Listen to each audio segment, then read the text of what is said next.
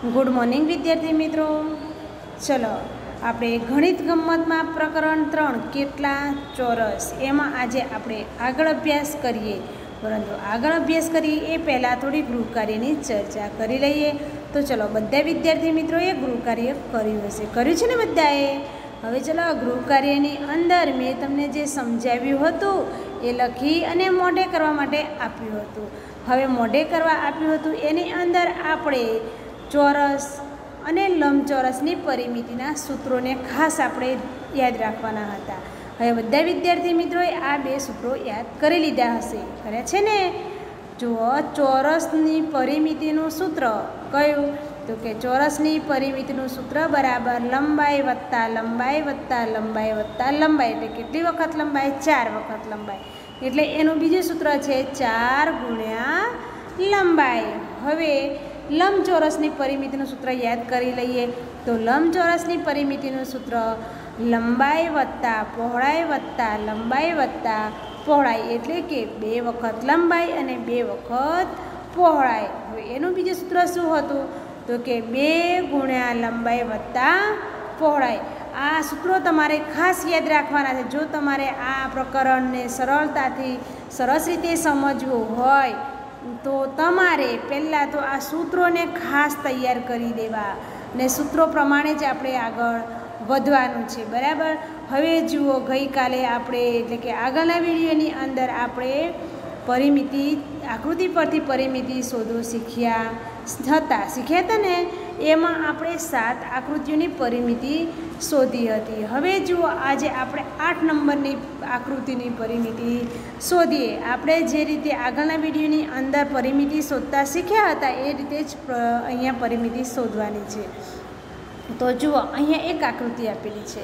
તો આપણે એનું પહેલાં સૂત્ર લખી દઈશું કે આપેલી આકૃતિની પરિમિતિ બરાબર આકૃતિની બધી બાજુઓના માપનો સરવાળો. પરિમિતિમાં કંઈ જ કરવાનું નથી. પરિમિતિમાં ફક્ત ને ફક્ત આપેલી આકૃતિ હોય એની જે બાજુઓની જે લંબાઈ છે એ લંબાઈની બધી જ બાજુઓના માપનો આપણે શું કરવાનું છે? સરવાળો કરી દેવાનો છે. તેનું જે માપ આપ્યું છે એને આપણે સરવાળો કરી દઈશું. તો જુઓ, અહીંયા પહેલાં તો મેં સૂત્ર લખ્યું છે. દેખાય છે ને તમને અહીંયા સૂત્ર? જુઓ, આકૃતિની પરિમિતિ બરાબર આકૃતિની બધી બાજુઓના માપનો સરવાળો. હવે એની નીચે જુઓ, એની નીચે મેં અહીંયા આ બધા માપ લખ્યા છે. એ ક્યાંથી શરૂઆત કરી છે? તો જુઓ, મેં અહીંયાથી એ શરૂઆત કરી છે. અહીંયા જે છે 1.5 સેમી છે, અહીંયાથી આપણે શરૂઆત કરી છે. તો 1.5 એ અહીંયા છે, એ અહીંયા જુઓ પહેલું અહીંયા 1.5 અહીંયા લખ્યું છે. દેખાય છે તમને? એ 1.5 પહેલાં અહીંયા લખી અને પછી એના પછી 2.5 છે તો એને પણ અહીંયા બાજુમાં લખેલ છે. જુઓ, દેખાય છે તમને? જો થોડું આપણે મોટું કરીને જોઈએ તો અહીંયા હવે તમને દેખાશે. જુઓ, હવે એ માપ, હવે જુઓ, તો જુઓ એ માપ અહીંયા પહેલું જે માપ છે કે 1.5 સેમીનું જે માપ છે એ અહીંયા મેં લખ્યું છે 1.5. દેખાય છે? હવે એના પછી અહીંયા 2.5 અહીંયા દેખાય છે, એ અહીંયા લખેલું છે. જુઓ, 2.5 દેખાય છે ને ઉપર? બરાબર. એવી રીતે આપણે બધું જ માપ લખી દઈશું. જુઓ, એના પછી 1 સેમી તો અહીંયા બાજુમાં લખ્યું છે 1 સેમી. પછી એની જે 2 સેમી અહીંયા 2 સેમી આપ્યું છે તો એ પણ અહીંયા લખેલ છે. જુઓ, પછી 1.5 સેમી તો એને પણ લખી દેવાનું. 2.5 સેમી એ પણ લખીશું. 1 સેમી એને પણ લખીશું. અને પછી છેલ્લા 2 સેમી. તો આ બધા જ માપને અહીંયા આ બાજુના અહીંયા લખી દેવાનું છે. તમારે ક્યાં લખવાનું છે? તો કે અહીંયા આ લખ્યું છે, દેખાય છે તમને? એ બધા જ માપને અહીંયા લખેલ છે. 1.5 વત્તા 2.5 વત્તા 1 વત્તા 2 વત્તા 1.5 વત્તા 2.5 વત્તા 1 વત્તા 2 એવી રીતે લખી દેવાનું છે. હવે આ સંખ્યાઓને આપણે શું કરવાનું છે? તો કે સરવાળો કરવાનો છે. આ જે માપ છે એ આ બાજુઓના માપ છે, તો આપણે બાજુઓના માપનો સરવાળો કરવાનો છે. એટલે આપણે એ સંખ્યાને સરવાળામાં અહીંયા ગોઠવીશું. કઈ રીતે ગોઠવીશું? તો જુઓ, અહીંયા આ રીતે ગોઠવી દઈશું સંખ્યાને. અહીંયા જે સંખ્યા લખી છે એ બધી જ સંખ્યાને આપણે આ રીતે ગોઠવી દઈશું. પહેલી સંખ્યા હતી 1.5. બીજી સંખ્યા હતી 2.5 અને ત્રીજી સંખ્યા હતી 1 સેમી. બરાબર. તો હવે અહીંયા જુઓ કે અહીંયા 1 સેમી છે, દેખાય છે તમને અહીંયા 1 સેમી છે. એ 1 સેમીની પાછળ કોઈ મીમી નથી, એટલે કે 1 પોઈન્ટ પછી કોઈ સંખ્યા આપેલી નથી, એટલે 1 પોઈન્ટ આપણે 0 મૂકીશું. કેમ કે બીજી બધી સંખ્યાઓ છે એ પોઈન્ટમાં છે. 1.5, 2.5, પછી 1 છે તો 1.0. શું લખવાનું? 1.0. પછી 2 છે તો 2.0. પછી 1.5 સેમી છે તો એને આપણે લખીશું 1.5 સેમી. પછી છે 2.5 સેમી તો એને પણ આપણે 2.5 સેમી લખીશું. અને બીજી એના પછીની સંખ્યા છે 1 સેમી, તો 1 સેમી છે એટલે એને લખીશું આપણે 1.0. પછી 2 સેમી છે તો એને લખીશું આપણે 2.0. હવે આપણે એ સંખ્યાનો શું કરીશું? સરવાળો કરીશું. તો જુઓ હવે એકમની સંખ્યાનો પહેલાં સરવાળો કરીએ તો એકમના સ્થાનમાં જુઓ 5, એની નીચે 5 છે. 5 ને 5 10, 10 ને 5 15, 15 ને 5 20, 20નું અહીંયા મૂક્યું મેં શૂન્ય. દેખાય છે અહીંયા શૂન્ય. હવે વધી કેટલી પડી? 20 એટલે 20નું શૂન્ય અને 2ની વધી. હવે ગણીએ આપણે 2 ને 1 3, 3 ને 2 5, 5 ને 1 6, 6 ને 2 8, 8 ને 1 9, 9 ને 2 11, 11 ને 1 11 ને 1 12, 12 ને 2 14. તો અહીંયા એનો સરવાળો થાય છે અહીંયા 14 સેમી. દેખાય છે તમને? 14 સેમી દેખાયું અહીંયા 14.0 એટલે 14 સેમી. તો આ જે 8 નંબરની આકૃતિ છે એ આકૃતિની પરિમિતિ 14 સેમી થશે. હવે જુઓ એના પછીની આકૃતિ જુઓ કે અહીંયા 9 નંબરની આકૃતિ છે. જુઓ તો એ આકૃતિનું આપણે પહેલાં સૂત્ર લખીશું કે આપેલી આકૃતિની પરિમિતિ બરાબર આકૃતિની બધી જ બાજુઓના માપનો સરવાળો. હવે આ જે આકૃતિ આપી છે એ આકૃતિની જે આ બધી બાજુના માપ છે એ માપ આપણે લખી દઈશું. જુઓ આ સૂત્ર લખ્યું છે, સૂત્રની નીચે આ સૂત્ર જે લખ્યું છે એ સૂત્રની નીચે એ આ આકૃતિનું જે માપ છે એ લખી દઈશું. પહેલાં લખીશું આપણે અહીંયા છે 3 સેમી, એ આપણે પહેલાં લઈશું. તો જુઓ 3 વત્તા 1.9 એની નીચે જુઓ 1.9, તો અહીંયા લખીશું 3 વત્તા 1.9.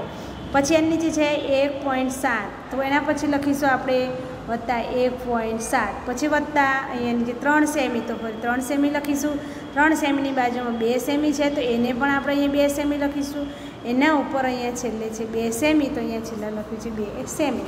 હવે આ બધી સંખ્યાઓનો આપણે સરવાળો કરી દઈશું. હવે સરવાળો કરવા માટે આ બધી સંખ્યાઓને આ બધી જે સંખ્યાઓ છે એ સંખ્યાઓને આ રીતે સરવાળો કરવા માટે ગોઠવી દઈશું. બરાબર. હવે જુઓ 3 સેમી છે તો 3.0 લખીશું. 1.9 તો 3.0 વત્તા 1.9, પછી 1.7, પછી 3 છે તો 3.0, પછી 2 સેમી છે તો 2.0, પછી 2 છે તો 2.0. હવે આપણે એનો સરવાળો કરી દઈએ. સંખ્યા ગોઠવી દીધા પછી હવે આપણે એનો સરવાળો કરીશું. તો જુઓ એકમનો સરવાળો કરીએ તો 9 ને 7 કેટલા થશે? તો 9 ને 7 થશે 16. તો 16નો અહીંયા મેં મૂક્યો 6 અને બધી અહીંયા આપણે ઉપર મૂકી દીધી. હવે જુઓ હવે આપણે ગણતરી કરીએ દશકના સ્થાનની. તો જુઓ 3 ને 1 4, 4 ને 1 5, 5 ને 1 6, 6 ને 3 9, 9 ને 2 11, 11 ને 2 13. તો આપણને અહીંયા જવાબ મળે છે 13.6. તો આ જે આકૃતિ છે એ આકૃતિની પરિમિતિ થાય છે કેટલી થાય છે? તો જુઓ 13.6 સેમી. ખ્યાલ આવ્યો? હવે જુઓ એના પછીની આકૃતિ જોઈએ આપણે 10 નંબરની આકૃતિ. 10 નંબરની આકૃતિ જુઓ તો એમાં આપેલી આકૃતિની પરિમિતિ બરાબર આકૃતિની બધી બાજુઓના માપનો સરવાળો. તો હવે આપણે એ આકૃતિની બધી બાજુના માપનો સરવાળો કરીશું. તો જુઓ પહેલાં આપણે લઈશું અહીંયા 3 સેમીથી શરૂઆત કરીએ. યાદ રાખજો ક્યાંથી શરૂઆત કરો છો બરાબર. તો અહીંયા આપણે આ 3 સેમીથી શરૂઆત કરીએ. તો 3 સેમી વત્તા ફરી અહીંયા 3.3 સેમી, અહીંયા નીચે જુઓ આ 3.3 સેમી, પછી 4.5 સેમી, પછી અહીંયા 2 સેમી, પછી અહીંયા પણ 2 સેમી. હવે આ બધી સંખ્યાઓને આપણે આ સૂત્રની નીચે લખી દઈશું. તો સૂત્રની નીચે અહીંયા એ તે લખી દીધું. જુઓ 3 વત્તા 3.3 વત્તા 4.5 વત્તા 2 વત્તા 2 વત્તા 1.5. હા, અહીંયા જુઓ આ એક સંખ્યા આપણે પછી બોલવાનું રહી ગયું છીએ. કઈ સંખ્યા? 1.5. તો અહીંયા એ બધી જ સંખ્યાઓને મેં અહીંયા લખી દીધી છે. દેખાય છે ને તમને? હવે જુઓ, જો એ સંખ્યા અહીંયા બધી લખ્યા પછી આ સંખ્યાઓને આપણે સરવાળામાં અહીંયા સરવાળો કરવા માટે આ રીતે ગોઠવી દઈશું. જુઓ 3 સેમી એટલે 3.0, 3.3, 4.5, પછી આ 2 સેમી છે તો 2.0, પછી ઉપર ફરીથી 2 સેમી છે એટલે 2.0 અને 1.5. આ સંખ્યાઓને આ રીતે ગોઠવ્યા પછી એકમની સંખ્યાનો સરવાળો કરીશું. તો 5 ને 5 10, 10 ને 3 13, 13નો તગડો વધી પડી 1, 3 ને 1 4, 4 ને 3 7, 7 ને 4 11, 11 ને 2 13, 13 ને 2 15, 15 ને 1 16. તો 16.6. તો આપણને અહીંયા જવાબ મળ્યો 16.3 સેમી. ખ્યાલ આવ્યો? તો આ 10 નંબરની આકૃતિ છે એ આકૃતિની પરિમિતિ થાય છે 16.3 સેમી. હવે ચલો આપણે આગળ જોઈએ. ખ્યાલ આવ્યો વિદ્યાર્થી મિત્રો? આ હતી આકૃતિ પરથી પરિમિતિ શોધો. કોઈ પણ આકૃતિ હોય તો આકૃતિની બધી બાજુના માપનો સરવાળો કરી દઈએ એટલે આપણને આકૃતિની પરિમિતિ મળી જશે. આ પરિમિતિમાં એટલું યાદ રાખવાનું કે એની બહારની કિનારી આપણે શોધવાની છે. અને જો આ રીતે પોઈન્ટમાં હોય તો આ રીતે સરવાળો મેં જે સંખ્યા ગોઠવી એ તે સંખ્યા ગોઠવી દેવાની અને પછી તમારે દાખલાની ગણતરી કરવાની. હવે ચલો આપણે આગળ જોઈએ. જુઓ અહીંયા નીચે આપેલી આકૃતિ પરથી પરિમિતિ શોધો. હવે આ આકૃતિ છે, આલેખપત્રની અંદર અહીંયા આકૃતિ આપી છે. તો આ આલેખપત્રનું દરેક ખાનું 1 સેમી લંબાઈ અને 1 સેમી પહોળાઈ ધરાવે છે. અહીંયા તમે આલેખપત્ર જુઓ છો. આવી રીતે આલેખપત્રની અંદર આકૃતિ આપી હોય અને એ આકૃતિની પરિમિતિ શોધવાની હોય તો તમે કઈ રીતે શોધો? તો જુઓ, પહેલાં તો પરિમિતિ એટલે આકૃતિની કિનારી જ આપણે શોધવાની છે, બરાબર? એટલે એની કિનારી જ આપણે ધ્યાનમાં લેવાની છે. તો જુઓ અહીંયા આલેખપત્રમાં એનું માપ આપ્યું છે કે દરેક ખાનું 1 સેમી છે. દરેક ખાનું કેટલા સેમીનું? 1 સેમીનું છે અને એની લંબાઈ પણ 1 સેમી અને પહોળાઈ પણ 1 સેમી છે. તો હવે જુઓ અહીંયાથી આપણે શરૂઆત કરીએ કે આ આકૃતિની આપણે પરિમિતિ શોધવી છે તો એને કઈ રીતે શોધીશું? તો જુઓ અહીંયા પહેલું જ ખાનું એનું છે તો અહીંયાથી અહીંયા સુધી એ કેટલાનું છે? 1 સેમી. અહીંયા જુઓ દોરેલું છે ને, તો એક ખાનું બરાબર 1 સેમી, બરાબર? તો 2 ખાના બરાબર 2 સેમી, 3 ખાના બરાબર 3 સેમી. તો આપણે આ આકૃતિની અંદર અહીંયાથી અહીંયા સુધી જઈશું તો કેટલું થશે? 3 સેમી. કેટલું થશે? 3 સેમી. અહીંયાથી અહીંયા ગયા 3 સેમી. પછી અહીંયાથી નીચે ઉતર્યા એટલે 2 ખાના છે એટલે કેટલા થશે? અહીંયા 2 સેમી. પછી જો 3 ને 2 5, 5 ને આડું 1 એટલે 6, 6 અને નીચેના ગણો કેટલા થાય છે? 1 2 3 4 એટલે 6 ને 4 અહીંયા સુધી 10, 10 પછી અહીંયા ગણો 1 2 3 4 ને 5 એટલે 10 ને 5 15 થયા અહીંયા સુધી. 15 પછી ગણો તો 1 2 3 4 એટલે કેટલા થશે? 15 ને 4 19 થશે અહીંયા સુધી. પછી પાછું આડું 19 20 પછી ઊભા 2 એટલે 20 21 ને 22. તો આ આકૃતિની પરિમિતિ થઈ 22 સેમી. તો એક ખાનું 1 સેમીનું છે એટલે આ કુલ કિનારીના ખાના થયા 22. કિનારી જ ગણવાની છે એટલે કિનારી થઈ 22 સેમી. તો આ પહેલી આકૃતિની પરિમિતિ છે 22 સેમી. હવે જુઓ એના પછીની બીજી આકૃતિ, આકૃતિ નંબર 2 જુઓ.